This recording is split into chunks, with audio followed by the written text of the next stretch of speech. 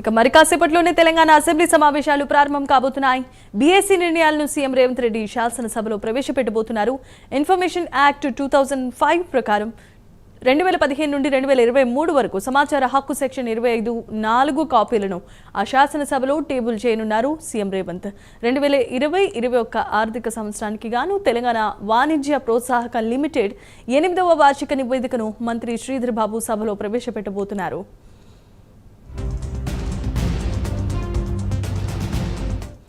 Right, ఇక మరి కాసేపట్లోనే Telangana assembly సమావేశాలు కాబోతున్నాయి. దీంట్లో కీలకమైన అంశాలను ప్రస్తావించే అవకాశం కనిపిస్తోంది. దీనికి సంబంధించిన అప్డేట్స్ ను మా కరెస్పాండెంట్ అజీం అందించడానికి సిద్ధంగా ఉన్నారు. అజీం, చెప్పండి.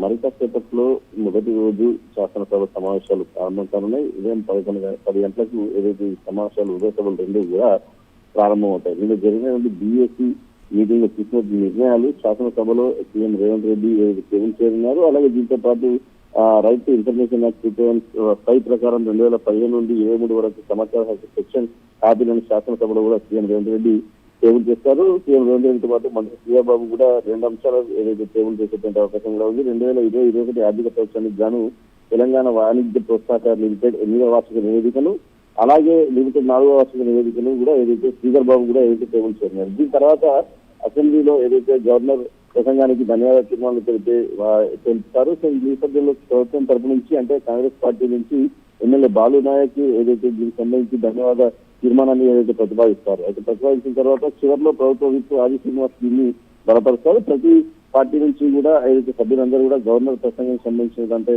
ధన్యవాద తీర్మానం తెలుపుతూ మాట్లాడతారు. అయితే గవర్నర్ ప్రసంగంలో కూడా కొన్ని అంశాలను బీఆర్ఎస్ బీజేపీ లేవనెత్తినటువంటి అవకాశం ఉంది. ప్రభుత్వం ఇచ్చినటువంటి 6 గ్యారెంటీలకు సంబంధించినటువంటి అమలు చేస్తున్నటువంటి స్కీమ్లు అన్ని కూడా బాగున్నాయని చెప్పి కూడా గవర్నర్ ప్రసంగంలో ఉన్నాయి. సో ఈ నేపథ్యంలో 6 గ్యారెంటీ స్కీమ్లలో అన్ని అమలు అవడం లేదు. సో దీనికి సంబంధించిన అంశంపై బీఆర్ఎస్ బీజేపీలు లేవనెత్తినటువంటి అవకాశం ఉంటుంది కాబట్టి సభలో వాడి వేడిగా చెప్పేటువంటి అవకాశం కూడా కనిపిస్తుంది. అలాగే శాసన మండలిలో కూడా ఇదే తీరు ఉంటుంది. శాసన మండలిలో కూడా గవర్నర్ ప్రసంగానికి ధన్యవాదాలు తెలిపేటువంటి ప్రతిపాదనలు పిసిసి అధ్యక్షుడు ఎమ్మెల్సీ మహేష్ కుమార్ గారు ప్రతిపాదిస్తారు. అలాగే ఎమ్మెల్సీ అద్దంకి దయాకర్ దాన్ని బలపరుస్తూ మాట్లాడుతుంటారు. సో ఈ రోజు మొత్తానికి ఇచ్చినట్లయితే గవర్నర్ ప్రసంగం నిన్ననే బీఆర్ఎస్ బీజేపీ మాట్లాడితే కూడా ఎప్పటికే కూడా ప్రభుత్వం రాసిచ్చినటువంటి సబ్జెక్ట్ అదంతా. సో దాంట్లో ఏం రాసిందే అదే గవర్నర్ చదివారని చెప్పి కూడా విమర్శలు చేశారు. సో ఈ నేపథ్యంలో ఈ రోజు ముఖ్యమైనటువంటి అంశాలు ఏవైతే గవర్నర్ ప్రసంగిస్తూ కాంగ్రెస్ పార్టీ చేసామని చెప్పారో చేయని కూడా వాటిని చెప్పారని చెప్పి బీఆర్ఎస్ బీజేపీ చెప్పినట్టు అంశాలన్నింటినీ నిలబెట్టినటువంటి సమయంలో అధికార ప్రతిపక్ష పార్టీల మధ్య అయితే ఖచ్చితంగా మాటల యుద్ధం జరిగేటువంటి అవకాశాలు ఎక్కువ కనిపిస్తున్నాయి. అయితే ఈ రోజు వాయిదా తీర్మానం కూడా ఇచ్చింది. సిపిఐ రిటైర్డ్ ఉద్యోగుల బెనిఫిట్ పై సిపిఐ వాయిదా తీర్మానం ఇచ్చింది. అలాగే బీజేపీ కూడా ప్రధానమంత్రి ఫసల్ బీమా యోజనను రాష్ట్ర ప్రభుత్వం తెలంగాణ రాష్ట్రంలో అమలు చేయాలని తక్షణమే దీనికి సంబంధించినటువంటి దానిపై చర్చ పెట్టాలని చెప్పి కూడా ఏదైతే మహేశ్వర్ రెడ్డి కూడా ఏదైతే దీనికి సంబంధించి ఏదైతే వాయిదా తీర్మానం కూడా ఇవ్వడం కూడా జరిగింది. సో ఈ రోజు బీఆర్ఎస్ నుంచి ఏదైతే గవర్నర్ ప్రసంగం ధన్యవాదం తీర్మానంపై కేటీఆర్ మాట్లాడతారు. అలాగే శాసన మండలిలో